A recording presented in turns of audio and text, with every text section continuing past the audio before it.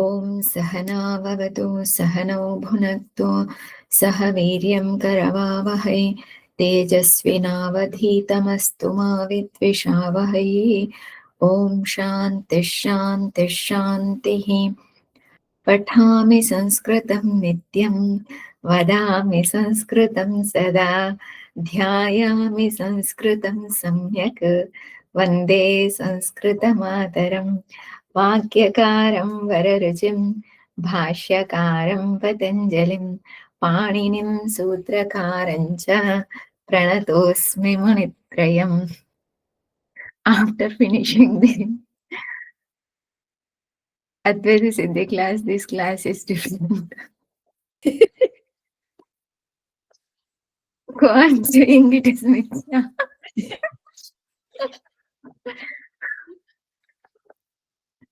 Okay. We have to do the vakyas. Can you start?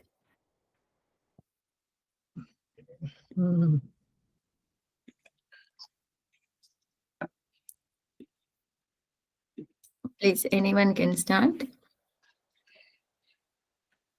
Oh, we are doing. Okay, sorry. So no. So we are doing the Abhyas 43 Udaharan Vakya, right? 43. Yes. Yeah, we completed 42. Right. So we are doing Udaharan Vakyas, right?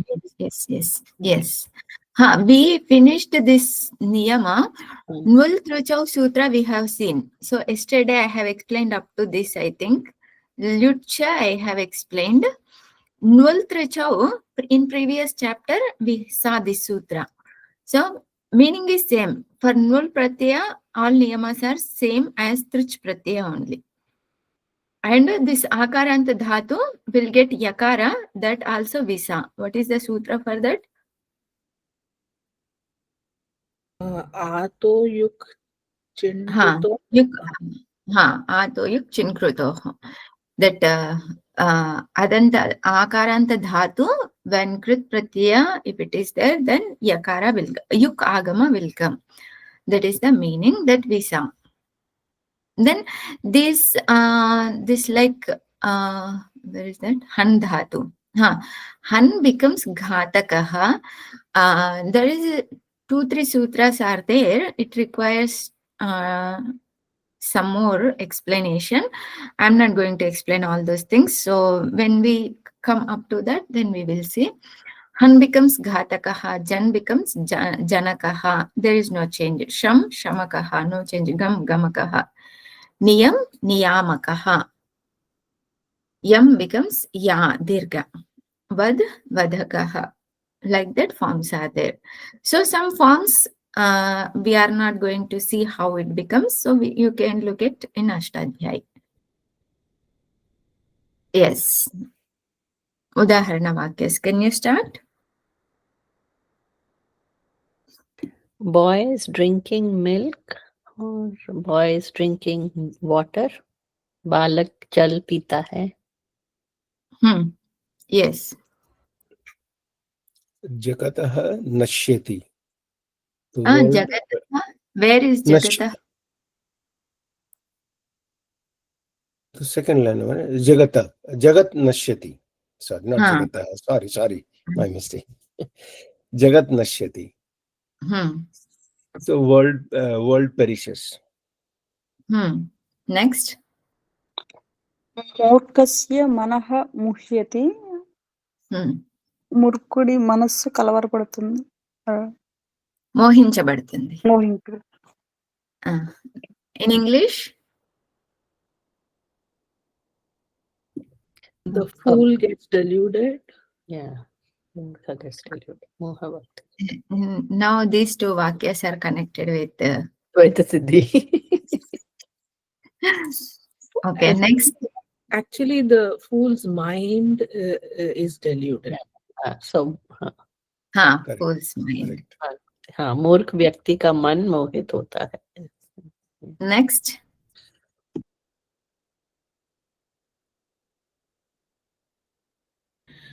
Pita putre snihyati. The Hmm. father embraces the son Hmm. or coddles the son. Embraces is okay. Next. అమ్మ తండ్రి కొడుకును ప్రేమిస్తా అట్లా అమ్మా ఎలా అమ్మా ఆలింగనం చేసుకుంటున్నాడు. Okay స్నేహ ధాతు. Next. వయసః పానం, డ్రింక్ మిల్క్, వచసః కథనం, స్పీక్ ది వర్డ్, తపసః ఆచరణం,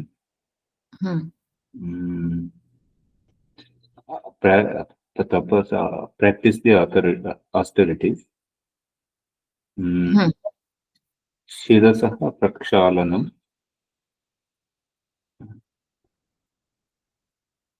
ప్రక్షాళనం means wash. Okay, wash the head. వాససః ధారణం,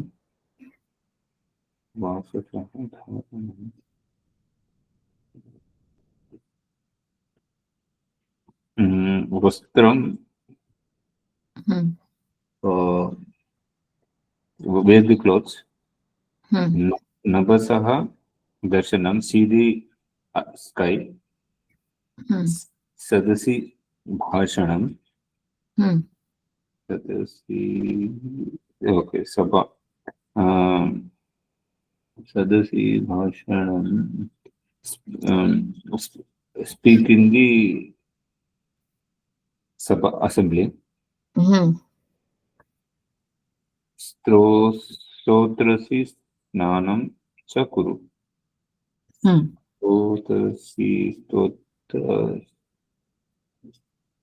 Stotrasi snanam. It is not stotasi, shrotasi. Shro. Shro. Okay, Shrotasi snanam. Shrota. Not shrota, shrotasi in lake. In lake or river. Okay. Okay. In the take bath in the river and take bath in the river. Payasaha, vachasaha, all these are which vibhakti? Up to nabhasaha. Shashti vibhakti. Drink water or drink milk. Then it should be prathama, right? Yeah. Then why it is shashti? So we have to say drinking of the water.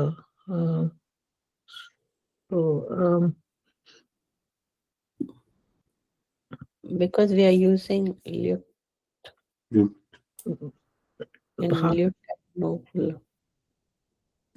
So in lut, we are using bhave prave. bhava vitpatti. Not bhava vitpatti.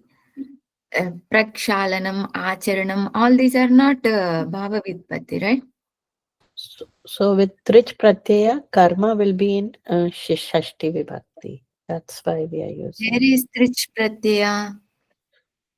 In Panam is which pratyaya? It's lut, no? Like hasanam. lut. Lut pratyaya.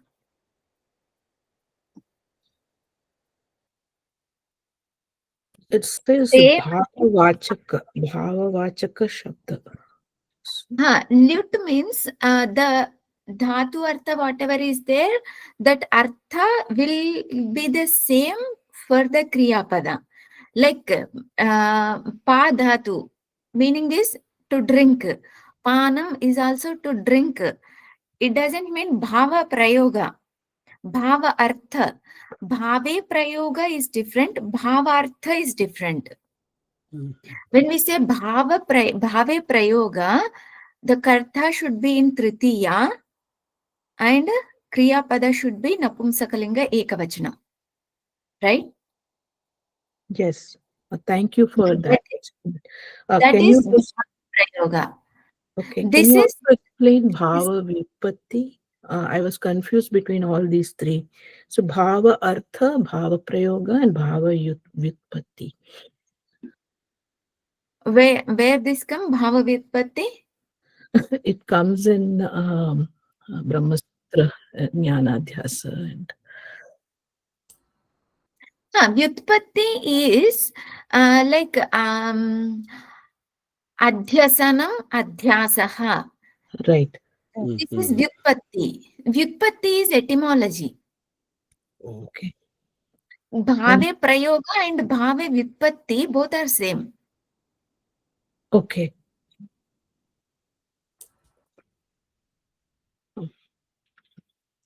So here bhava artha, not in bhava prayoga. If it is bhava prayoga, then karta should be in tritiya. Karta is not in tritiya here, right? Yes, it is Shashti. So Ha, it is Shashti. So if you look at, if you can open the 15th chapter, in that first niyama. Okay, I will open here itself. Yeah, can you There please is- share? There is, I am sharing, right? Screen. yes. Are you able to share the screen? Yeah, we can see the screen. What I'm saying, Lou, please share that rule. Yeah, 15th. Yeah, I'm going back.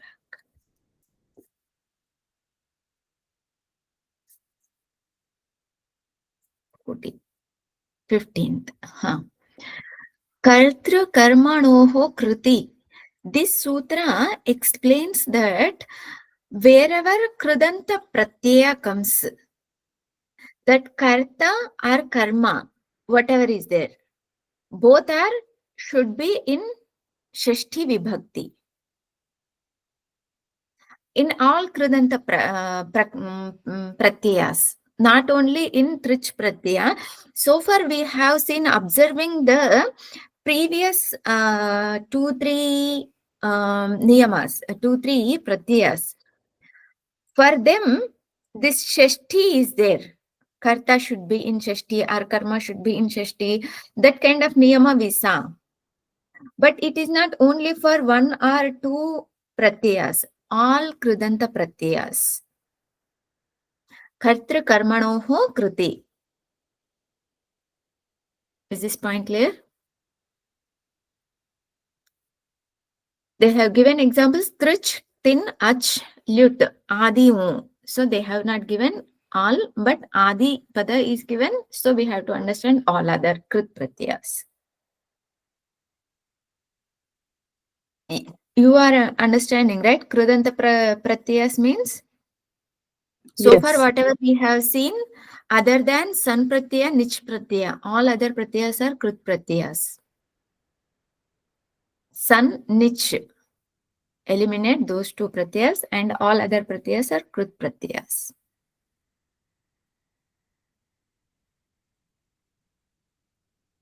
With that niyama here,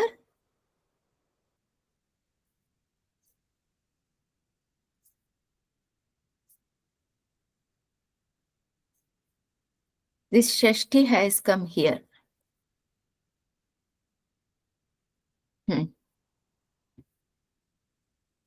Okay. Next.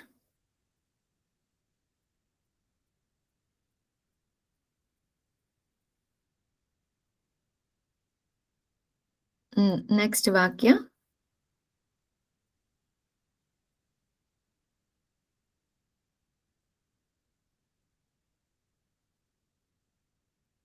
Anybody? Can you hear me? Yes. Yes. Ishwarah jagatah karakah dharakah harakascha asti.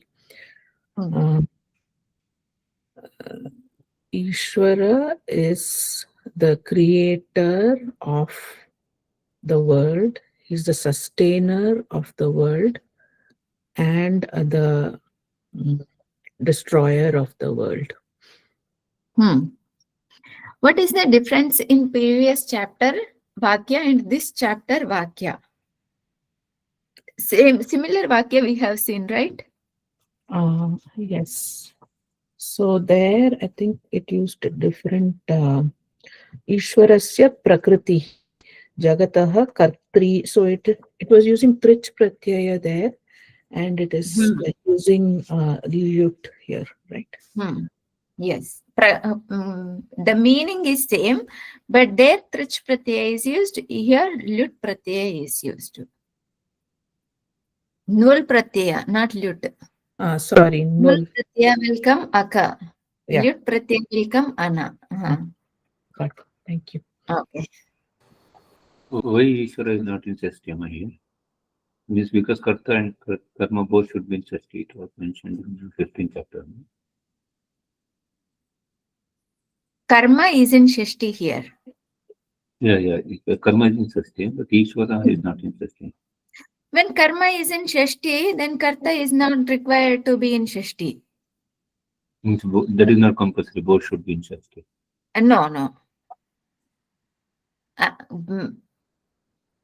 There is no karma. If there is no karma, then Karta should be in Shashti. If there is karma, then karma can be in Shashti. In the Karta Karmanoho Kriti, Nul wasn't mentioned. Only Trich, Tin, and Ach. Adi is mentioned. Adi. Okay. So both, what I was thinking is both need not be Shashti unless it is maybe Both need not be in Shashti. in Anyone can be in Shashti. Okay.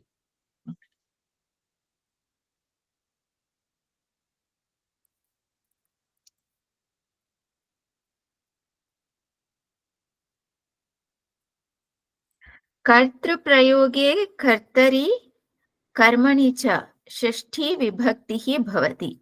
Karta and karma both will be in Shashti. Both will be Shashti. That doesn't mean in one Vakya Karta and karma both are in Shashti. Not that way. If one Vakya is there, in that Karta is there, karma is there, karma can be in Shashti. Like Krishnasya Krutihi. So here Karta is in Shashti. Jagataha Karta Krishnaha. You see here, Jagat is karma. Shashti. Krishna is Prathama. So the karma, when karta, karma, kriya are there, then karma can be in Shashti. When there is no karma, then we can use that karta as Shashti. So when Karta and Karma, the Karma will take the precedence and that will be Shashti. Is it correct, Purnaji? Which one will be in Shashti? Karma. Karma will be in Shashti, yes. Will take the precedence and that will be Shashti. Okay. Is it clear, Shivananji? I got it. Like Ishvara's word, Ishvara is words creator. Like that it will come in. Can you repeat? Ishvara's word, like God's word, it means in God's word, but that is one thing. And second thing is God is words creator. Like when it comes to karma, words creator. Word is in Shashti, karma. When we add Shashti to Karta, then Ishvara's. In next Vakya you say, Ishvarasya prakritihi jagataha karika dharika harika cha asti. Ishvara's prakriti, which is God. of Jagat. Ishvara. Karika. Who is Karika? Ishvara is Karika. Ishwarasya Prakriti is Karika. Ishwarasya Prakriti is Karika. Ishvara's nature. Ishvara's Prakriti Nature. means Maya. Ishvara's Maya. Jagataha Karika. Ishvara's Maya is words creator. Creator of the world. Creator of the world. in the next thing, in this Ishvara Jagatah means Ishvara is world's creator. That is also same. Here it is given Prakriti word is used because to use Strilinga Shabda. Ishwarasya Prakritihi. Ishvara Prakritihi is one word. Samastapada, when we open Ishwarasya Prakritihi. Okay. Ishvara Prakriti is one word. Samastapada. If we open Ishwarasya Prakritihi, Samasa Vigraha Vakya. So Ishvara's Prakriti is the creator, sustainer, destroyer of Jagat. Same, Ishvara is the creator, sustainer, destroyer of Jagat. Above Vakya also, same. Clear. The difference is this Vakya and this Vakya, it is Pullinga. When we want to use Pullinga, Ishvaraha alone is enough. If we want to use Strilinga, then we have to use Prakritihi, because Ishvara, we cannot use Strilinga, right? Yes. That's why it is used to Prakritihi. This kind of Vakyas will come in Bhashyas and all. So they use different words based on the Linga, Vachana and all. Okay, next. Can I try, Amma? Eighth one. Yes. Brahma Jagatah Karakam Dharakam Harakam Cha Asti.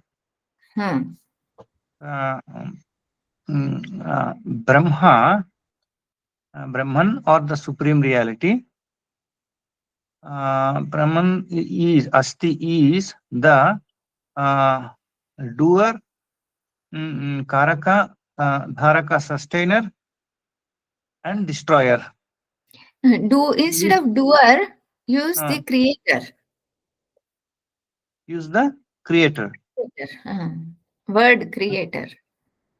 Brahma is the creator, sustainer, and destroyer. In this Karakam, Dharakam, and Harakam, null pratyant padani, Napunsakaling mein, Pradhama Vibhakti mein prayog kiya, Pradhama Vibhakti, they are in Pradhama Vibhakti, Ekavachanam. Jagataha becomes Shashti, Amma. Meaning Brahma is Napunsakaling mein Karta. Okay, next. स्वच्छ जल पीवो, स्वच्छम जलम पिबंतु, पिब. There in the Abhyas it says Jalam Payasaha, right? So we can use Payasa also. Payas. Payasaha. Yes. Payasaha, if we use, Pivo is there.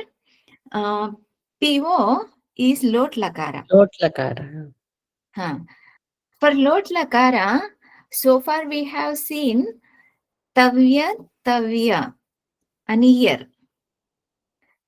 And those three pratyas, when we use, Karta should be in Tritiya Vibhakti. Karma should be in Prathama Vibhakti. So if we want to use Shashti, then we have to use only Yat Pratyaya. Yat Pratyaya Padatu. Padatu Yat Pratyaya. What is the Kriya Pada comes here? Do you remember? We have seen Yat Pratyaya, Ach Pratyaya, Ap Pratyaya. 3 pratyas came in one chapter. Peya, it becomes.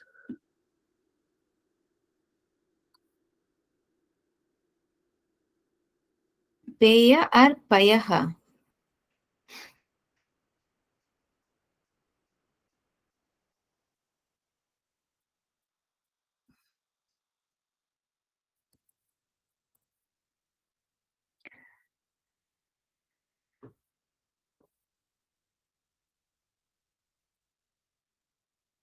Yeah, Peya.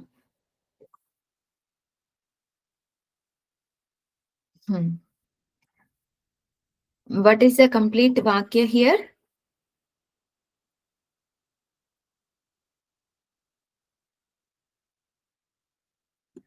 पयसा पेयः पेय Payasaha peyaha. you said tritiya. For the karta, this is karma, no? Jalam. Oh, right. Correct.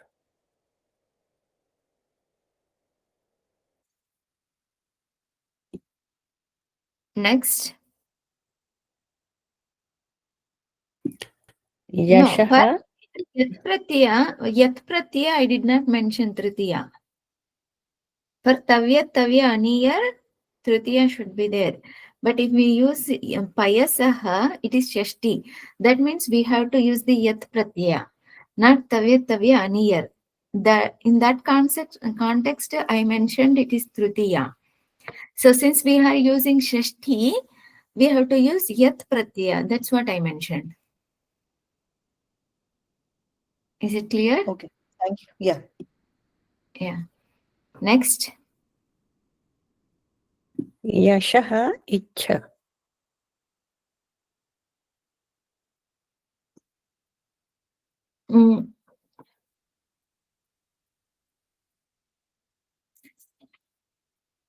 Here also,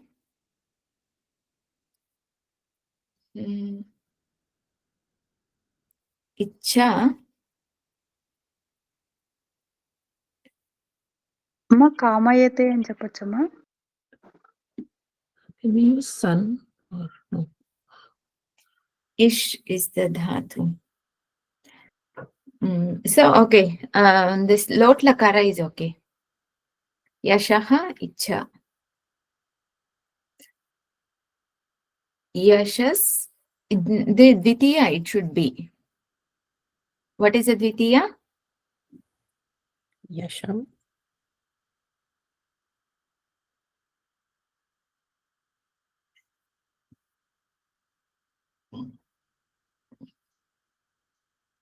Yashaha only, dvitiya also. Napumsakalinga this is. Yashaha, yashasi, yashansi, yashaha, yashasi, yashansi. Next. Madhuram vachasam vadatu.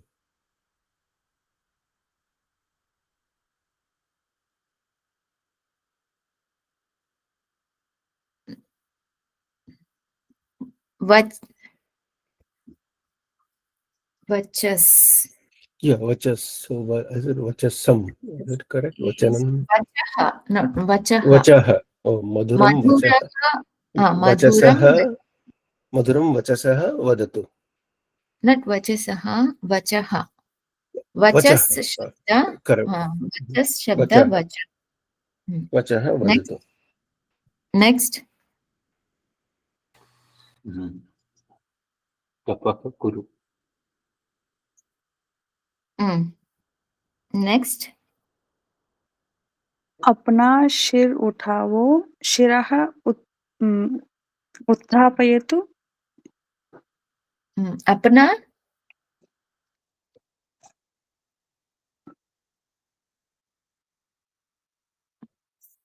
Apna meaning is what? Swakiyam. स्वशिरः.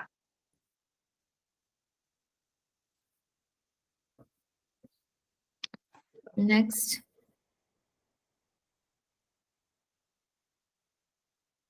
Next. Ram कपड़े पहनो. राम वसांसि धारय.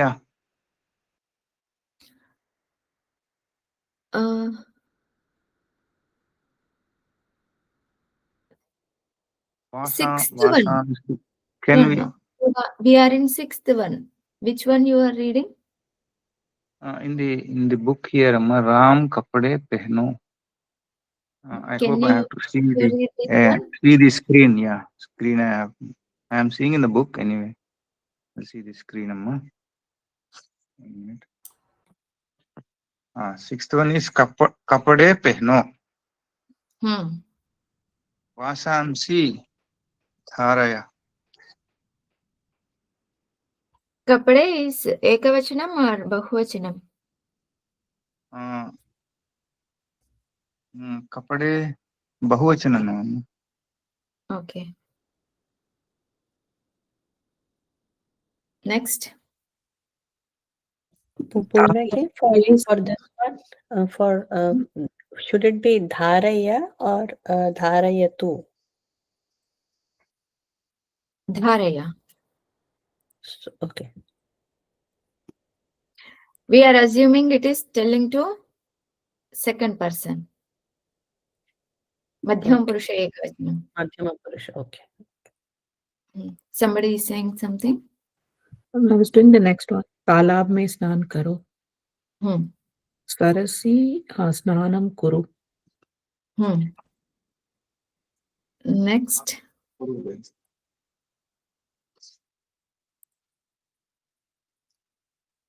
Or we can say using this lit pratyaya. Sarasi snanam. Snanam kuru. Yes, yes. Kuru also will come. Next. आकाश की ओर देखो. नभसम पश्यतु.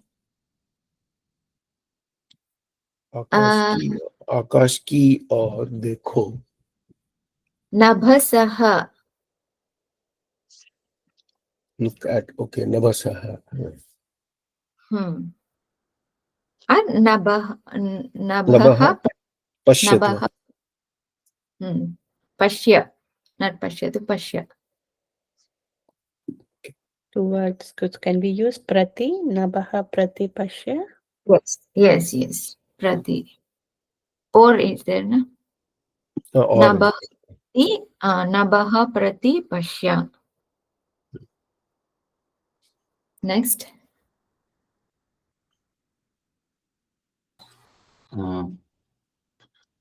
सभा में शांत बैठो. सभा में शांत बैठो. सभे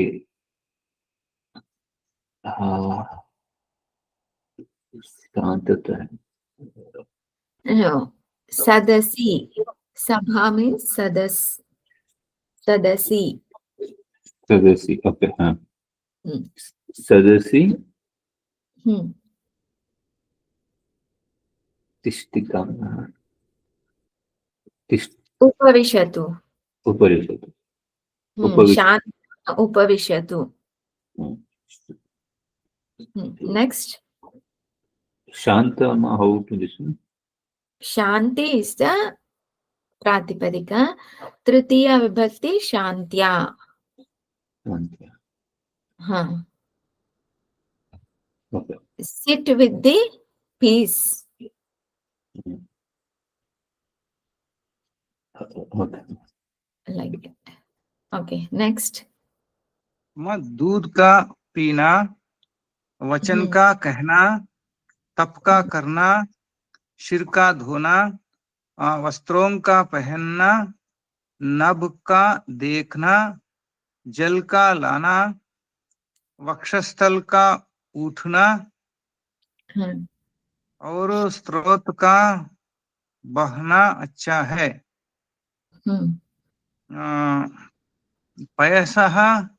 पयसः पानम, वचसः वदनम, तपसः आचरणम,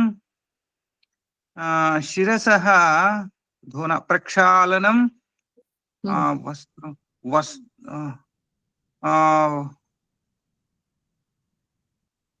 वस्त्रों का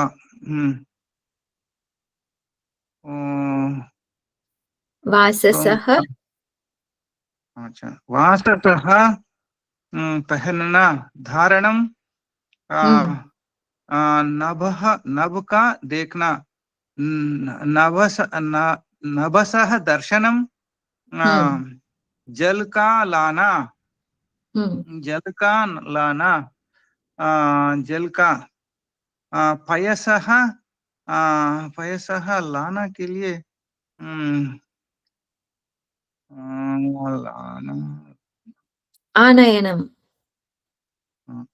पयसः आनयनम वक्षस्थल का उठना वक्षसः उत्थानम स्रोत का बहना स्रोत स्रोतसः अम्मा बहना के लिए प्रवाह प्रवाहितम प्रवाहम प्रवाहम स्रोतसः प्रवाहम और च अच्छा है अच्छा है अच्छा अम्मा कैन यूज शोभा and शोभनम अस्ति yes शोभनम भवति can be okay yes yes शोभनम भवति नमस्ते अम्मा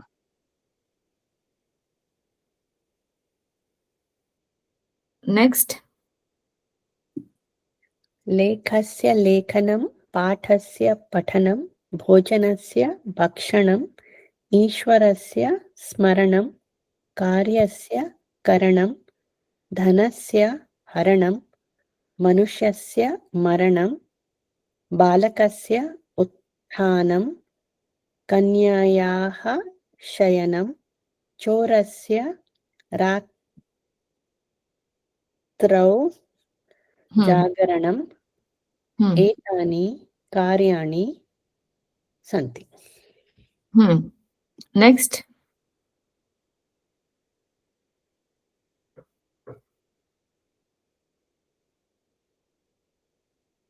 next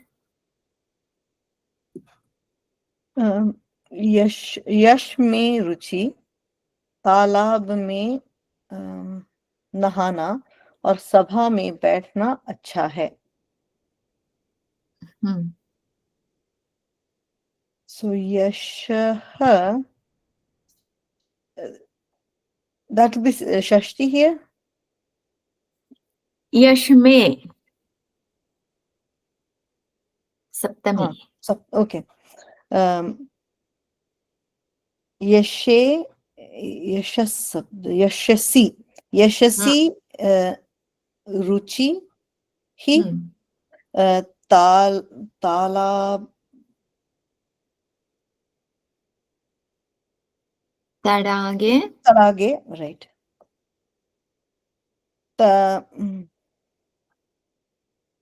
तडागे स्नानम और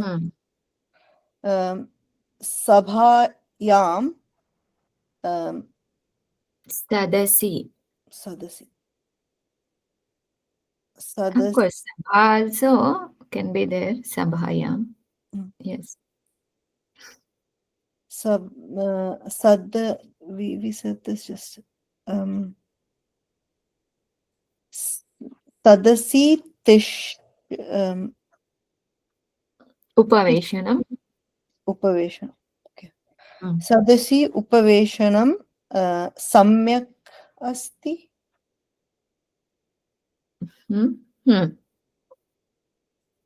yeah samyak or sushtu anything we can use asti bhavati vartate all these things we can use next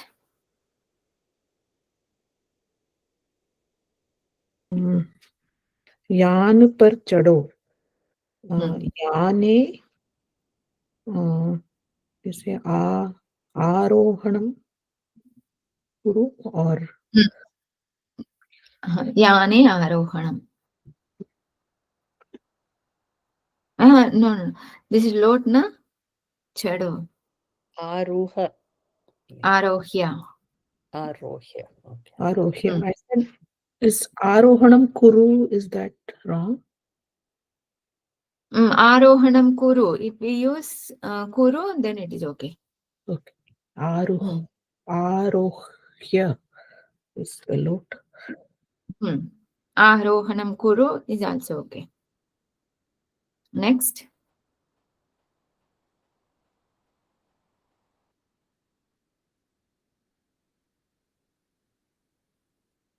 अपने स्थान पर बैठो, स्वकीय स्थाने तिष्ठ और उपवेश.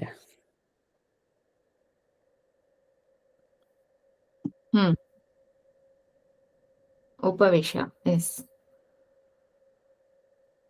Next.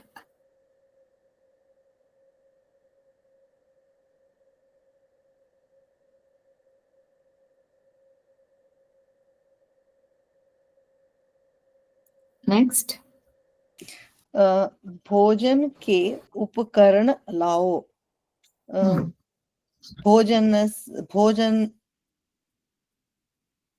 भोजनः, is it so भोजनः उपकरणं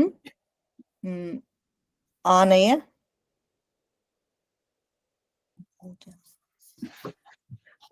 Can you say bhojanasya upakaranah? Bhojanasya upakaranani. Upakaranani.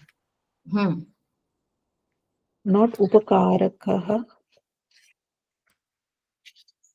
Upakarakah. If we use null pratyaya, we can use. If we use upakarakah is also correct. If we use upakaranam, karaka is different, karana is different.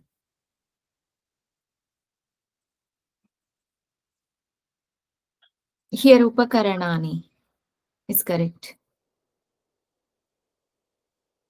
When we say karaka, other things can come, not only instruments.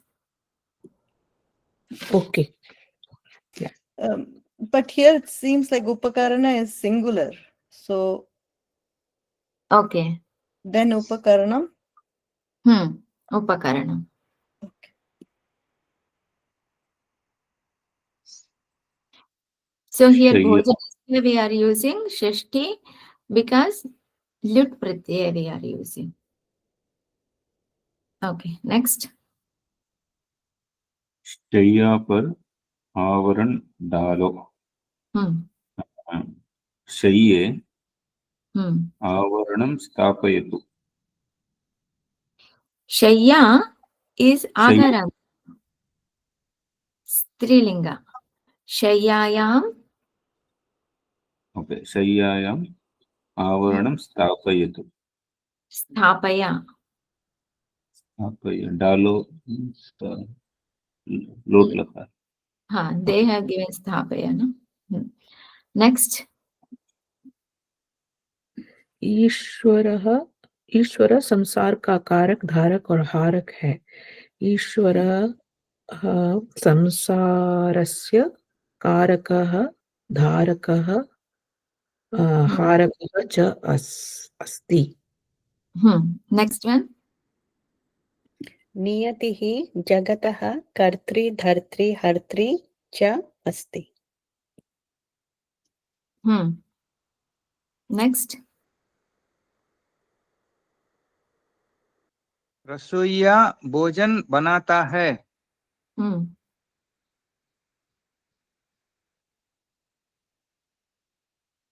Rasoiya means what in English?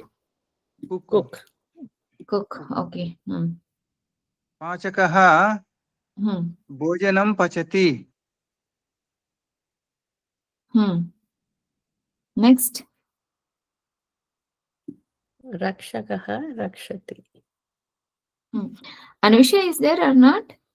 Anusha just left. She was just here and she just left. Okay. Next.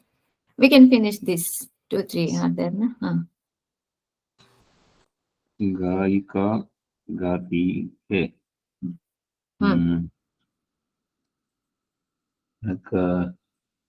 गायिका गायति. गायिका गायति. Next. Anushka is here, she can go. ग्राम से दूर राम के समीप मनुष्य है।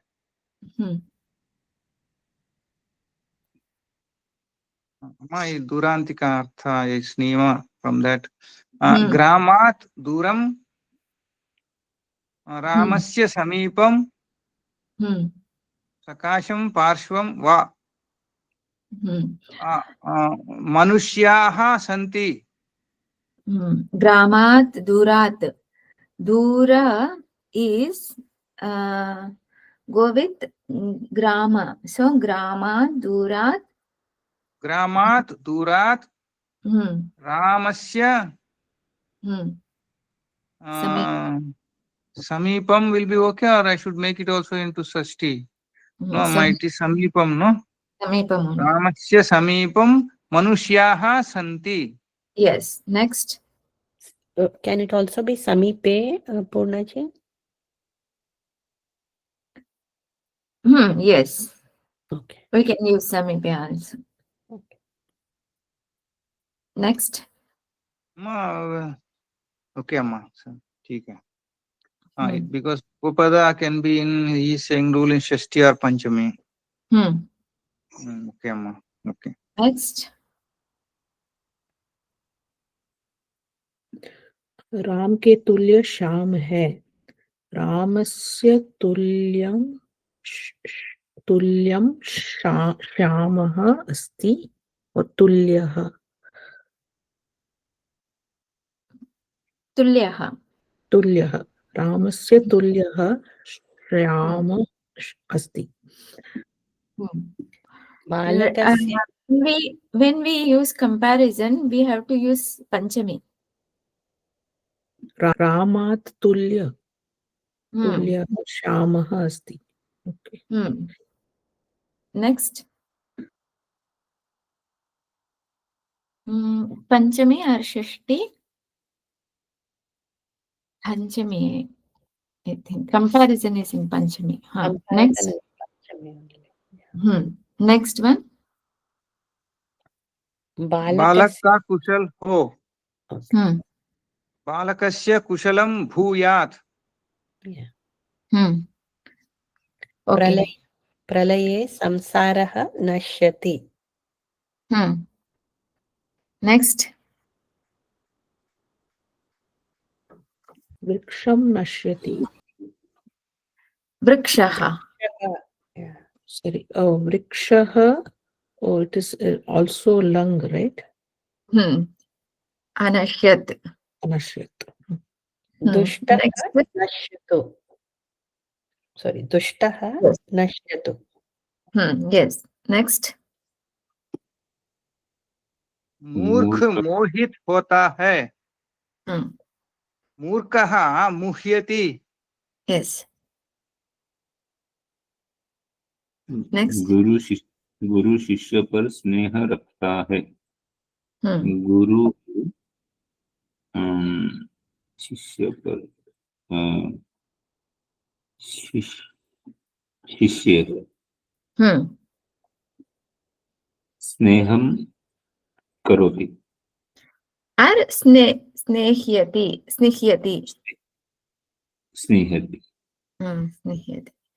ओम पूर्णमदः पूर्णमिदं पूर्णात् पूर्णमुदच्यते पूर्णस्य पूर्णमादाय पूर्णमेवावशिष्यते. ओम शांति शांति शांतिः. हरिः ओम. श्री गुरुभ्यो नमः. हरिः ओम.